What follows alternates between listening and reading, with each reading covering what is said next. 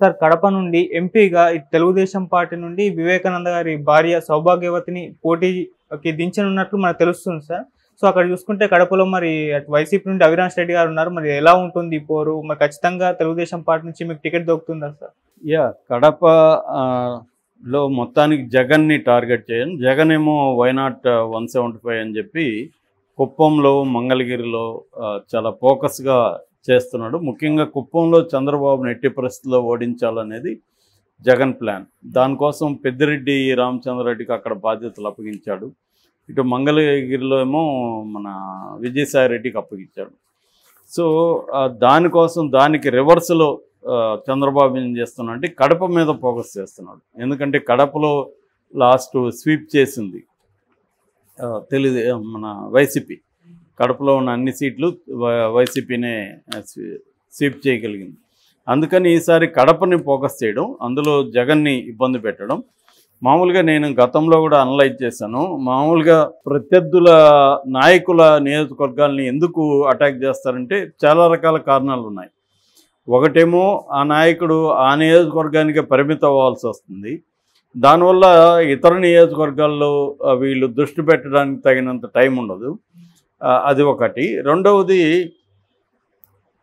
తమ నాయకుడే గెలుస్తాడో లేదో అన్న టెన్షన్ మిగతా వాళ్ళల్లో ఉంటే మొరేల్ కూడా బాగా దెబ్బతింటుంది.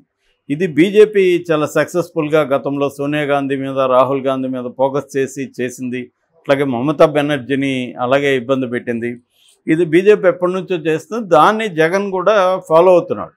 అందుకని చంద్రబాబుని కుప్పంలో ఈసారి ఇబ్బంది పెడితే చంద్రబాబే గెలుస్తాడా లేదన్న టెన్షన్ వాతావరణం వస్తే తెలుగుదేశంలో ఇబ్బంది అవుతుంది. రెండోది, చంద్రబాబు ఎక్కువసార్లు కుప్పం మీద ఫోకస్ చేయాల్సి వస్తుంది. దానివల్ల మిగతా నియోజకవర్గంలో ఆయన టైము పెట్టలేడు. సో ఈ స్ట్రాటజీస్తో జగన్ వెళ్తుంటే రివర్స్లో చంద్రబాబు కూడా కడప మీద ఫోకస్ చేస్తున్నాడు. ఆయనకు అనుకోకుండా కలిసి వచ్చిన అంశం వచ్చి వివేకానంద రెడ్డి హత్య. దాన్ని 2019 ఎలక్షన్లో చంద్రబాబు ఉపయోగించుకోలేకపోయాడు. అప్పుడే కానీ ఇదే స్ట్రాటజీ అయ్యుంటే ఉపయోగపడి ఉండేది. కానీ అప్పుడేమైంది, సునీతారెడ్డి ఈయనకు అనుకూలంగా లేదు. సునీతారెడ్డి ఏమో తెలుగుదేశం వాళ్ళే చంపించారని ఆమె విమర్శలు చేస్తుంది. అందుకని చంద్రబాబుకి దాంట్లో ఉపయోగించుకునే పరిస్థితి ఏం లేదు.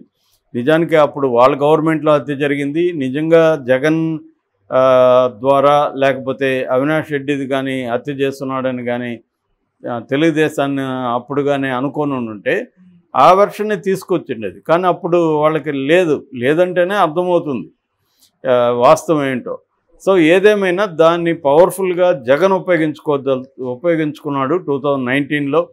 అందుకని నారాసుర రక్త చరిత్ర బుక్ కూడా వేశాడు. బుక్ కూడా వేసి తెలుగుదేశం వాళ్ళు ఇట్లా మా బాబాయిని చంపారు అనేది ఉపయోగించుకున్నాడు. దానికి సునీతారెడ్డి కూడా ఉపయోగపడింది.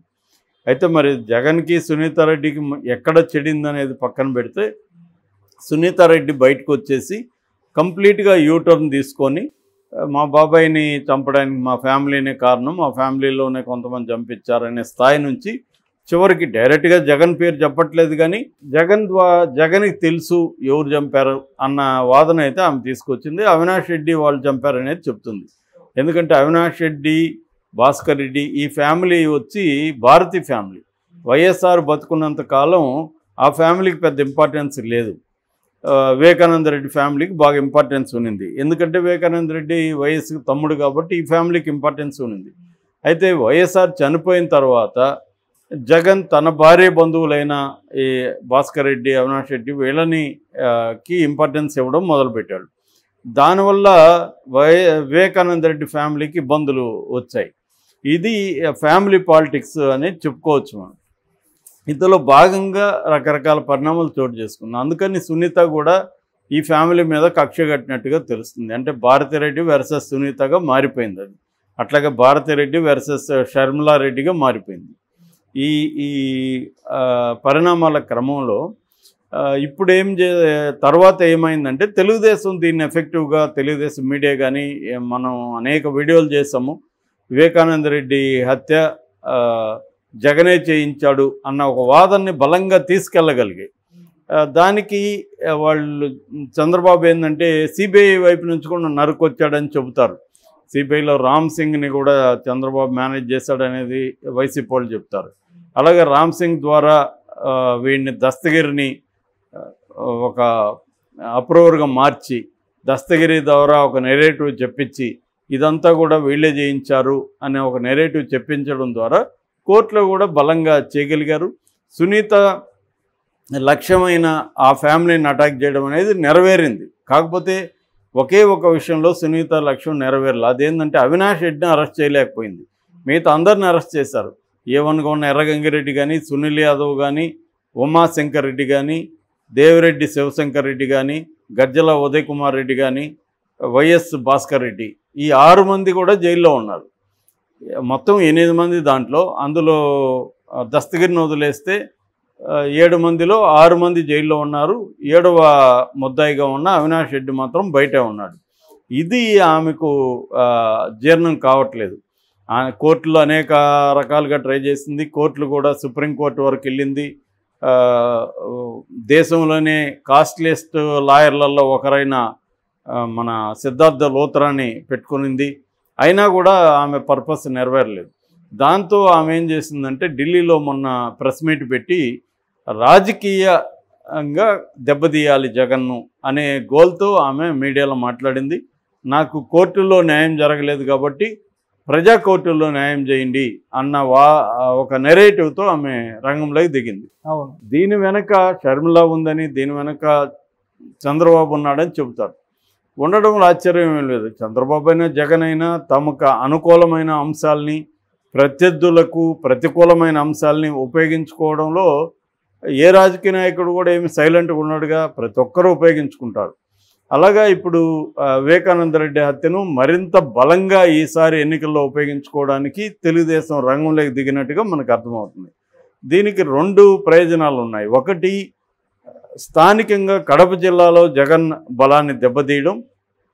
రెండవది, రాష్ట్ర వ్యాప్తంగా కూడా జగన్ సొంత బాబాయిని చంపేశాడు, సొంత చెల్లెళ్ళే చెబుతున్నారు అన్న నెరేటివ్ని తీసుకెళ్లడం అనేది జరుగుతుంది. ఇప్పుడు కొత్తగా ఇంకొక విషయం వినిపిస్తుంది. అదేంటంటే వివేకానంద రెడ్డి భార్య సౌభాగ్యమ్మ ఆమెను రంగంలో దించి కడపలో ఇండిపెండెంట్గా పోటీ చేయించి ఆమెను, అంటే ఆమెకి టికెట్ ఇస్తే మళ్ళీ ప్రాబ్లం అవుతుంది కాబట్టి తెలుగుదేశంలో టికెట్ ఇవ్వకుండా ఇండిపెండెంట్గా పోటీ చేయించి తెలుగుదేశం సపోర్ట్ చేస్తుంది. ఎట్లాగో షర్మిల కూడా చేయాల్సిన పరిస్థితి షర్మిలకు కూడా ఏర్పడుతుంది కాబట్టి అలాగా అవినాష్ రెడ్డిని కానీ అక్కడ ఓడించగలిగితే కడప జిల్లాలో మనం డెంట్ అంటారు కదా, దాన్ని డెంట్ పెట్టచ్చు, ఒక క్రాక్ని, ఒక దీన్ని పగుల్ని క్రియేట్ చేయొచ్చు అనేది చంద్రబాబుకున్న వ్యూహం. ఆయన వ్యూహానికి తగినట్టుగానే షర్మిల అండ్ సునీత కూడా కలిసి వచ్చారు ఆయనకి.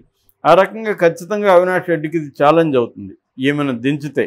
ఎందుకంటే రేపు ఆమె కూడా రంగంలో దిగి నా భర్తను వీళ్ళే చంపారు, మా దగ్గర అన్ని ఆధారాలు ఉన్నాయి, కానీ కోర్టుల్లో లేట్ అవుతుంది, ప్రజా కోర్టులో మీరే న్యాయం చేయండి, నా భర్తకి జరిగిన అన్యాయం వల్ల నేను ఇప్పుడు మీ ప్రజల దగ్గరికి వచ్చాను, కొంగు పట్టుకొని అర్జిస్తున్నాననే డైలాగులు మాట్లాడింది అనుకో, కొంతవరకు కడప పార్లమెంట్ నియోజకవర్గంలో ఇబ్బంది అయితే దాని ఎఫెక్టు ఆ పార్లమెంటు నియోజకవర్గంలో ఉండే అసెంబ్లీ సెగ్మెంట్ల మీద కూడా పడే అవకాశం ఉంది. సో ఇది ఎంతవరకు ఇబ్బంది పెడుతుందనేది చూడాలి. అయితే ఈమెను ఎదుర్కోవడానికి జగన్ కూడా వివేకానంద రెడ్డి ముందు భార్యను రంగంలోకి రెండో భార్యను రంగంలోకి తీస్తాడన్న వాదనలు కూడా వస్తున్నాయి.